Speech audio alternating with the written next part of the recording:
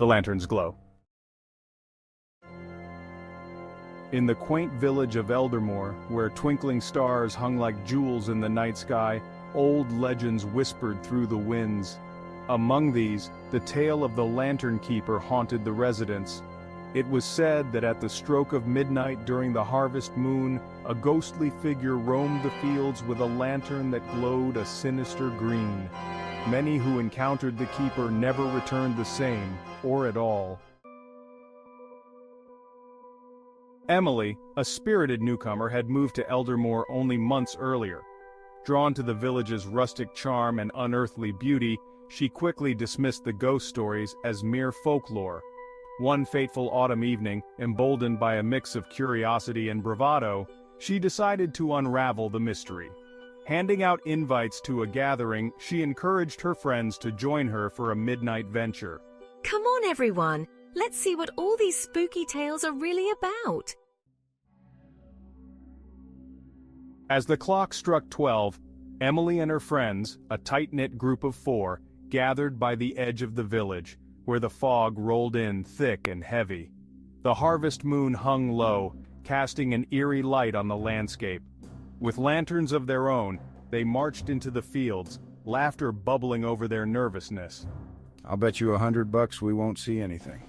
Jake, the skeptic of the group, declared, stuffing his hands in his pockets. But soon their laughter faded, swallowed by the heavy silence of the night. They wandered deeper until they reached the ancient oak, the oldest tree in Eldermoor. According to legend, it was under this very tree that the lantern keeper had made his last stand against the villagers who sought to extinguish his light after a dark pact had gone awry. Telling each other ghost stories by the tree, they felt a chill creep into their bones. A gust of wind swept through the clearing, and as they huddled closer together, a distant green glow flickered to life far across the field. It was faint at first, like a firefly struggling to emerge from the shadows, but then it brightened, illuminating the darkened landscape in an ethereal glow. Oh my God, look. What if it's the lantern keeper? But instead of fear, a thrill sparked within her. They decided, emboldened by their bravado, to follow the mysterious light.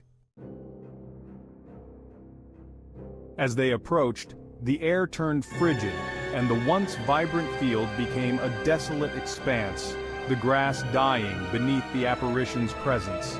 The lantern swung back and forth, revealing the dark silhouette of a figure draped in tattered robes.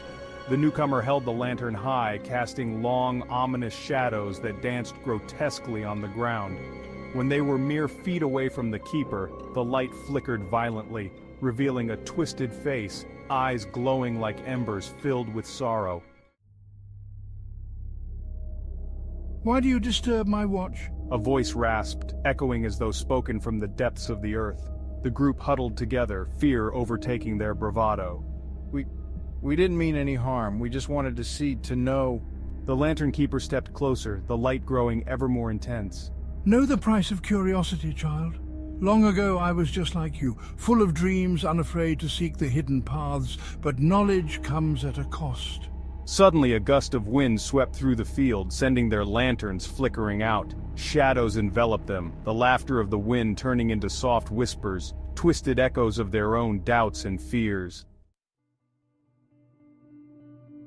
Emily looked up, and in that moment the keeper's lantern flared brightly. Join me and I will show you the world beyond. Free your minds from the chains of reality. No, we don't want that.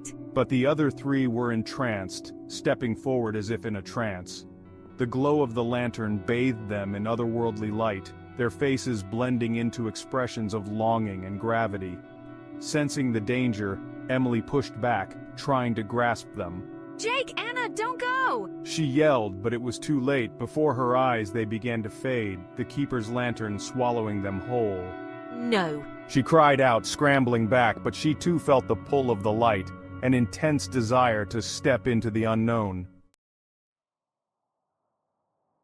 In a moment of desperation, she tore her gaze from the lantern, recalling the tales of the village elders.